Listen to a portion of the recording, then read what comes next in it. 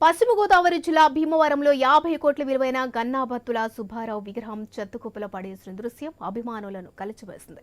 దంతులూరి నారాయణరాజు కళాశాలకు గన్నాబత్తుల 1945లో 14 ఎకరాలు దానమిచ్చారు. దీంతో పెద్దతాత విగ్రహాన్ని కళాశాల ప్రాంగణంలో ఏర్పాటు చేసి పూలమాల వేసి నివాళులర్పించారు. అయితే ఆయన విగ్రహాన్ని చెత్తకుప్పలో పడేయడంతో అభిమానులు ఆగ్రహం వ్యక్తం చేస్తున్నారు. కళాశాలలో ఉన్న విగ్రహాలతో పాటు ఆయన విగ్రహాన్ని సమానంగా గౌరవించాలని, 100 కోట్ల భూమి దానం ఇచ్చిన పెద్దతాత కాంస్య విగ్రహం పెట్టాలని అభిమానులు డిమాండ్ చేస్తున్నారు.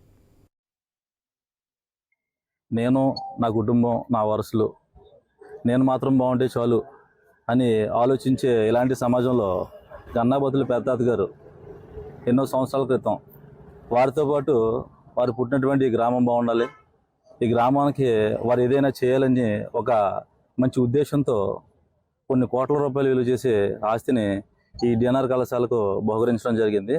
ఈరోజు అంత త్యాగమూర్తి విగ్రహాన్ని పడేసి చెత్తకుప్పలో పడేశారని చెప్పేసి స్థానికులు చాలామంది గుర్తించి వాళ్ళ మనోభావాలు దెబ్బతిని చాలా బాధపడుతున్నారు. దీనికి ప్రతిగా ఈ డిఎన్ఆర్ కళాశాల యాజమాన్యం 10 అడుగుల కాంస్య విగ్రహాన్ని ప్రతిష్ఠించి ఆయనకి ఇవ్వాల్సిన గౌరవాన్ని ఇవ్వాలని చెప్పేసి కోరుకుంటున్నాను. అంతేకాదు డిఎన్ఆర్ కాలేజీ యాజమాన్యానికి మరొక విషయం చెప్పాలనుకుంటున్నాను.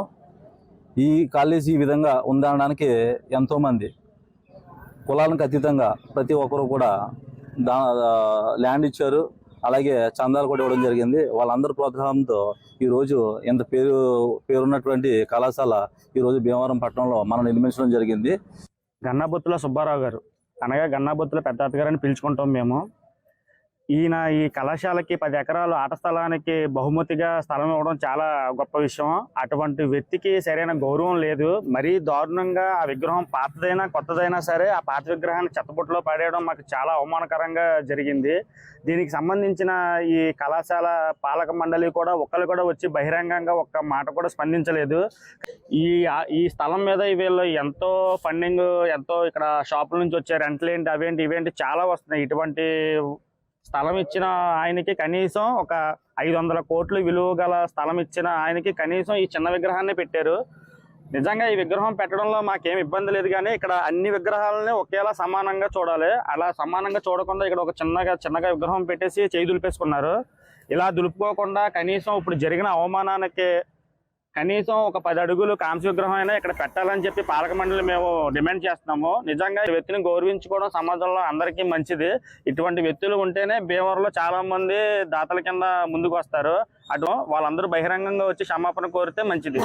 మన పూర్వీకులైన శ్రీ గన్నాబత్తుల పెద్దతాత గారు అయితేనేమి, మూర్తిరాజు గారు అయితేనేమి, బీవీరాజు గారు అయితేనేమి, ఇటువంటి వాళ్ళందరూ పెద్ద పెద్ద దాతలు తరతరాలు బాగుండాలని, భావితరాలు బాగుండాలని ఇటువంటి ఆట స్థలాలు అయ్యి డొనేట్ చేసి పిల్లలకి ఆరోగ్యకరంగా అన్నీ బాగుంటుందని ఆట స్థలాలు మన స్కూల్స్కి అన్నిటికీ విరాళాలు ఇచ్చి ఎంతో స్ఫూర్తిదాయకంగా ఉన్న ఈ తరుణంలో ఇప్పుడున్న పాలక మండలి అవి పట్టించుకుని మరి వాళ్ళకి ఇచ్చే గౌరవం వాళ్ళకి ఇస్తే తరతరాలు అటువంటి ఇంకా ఉన్నత చాలామంది ఇవ్వడానికి అవకాశాలు ఉంటాయి. అంతేగాని అంతలా అన్ని 100 కోట్ల రూపాయలు ఆస్తిని విరాళంగా ఇచ్చిన దాత విగ్రహాన్ని చెత్తబుట్టలో పడేయడం అనేది మా మనోభావాలు చాలా తీవ్రంగా దెబ్బతిన్నాయి.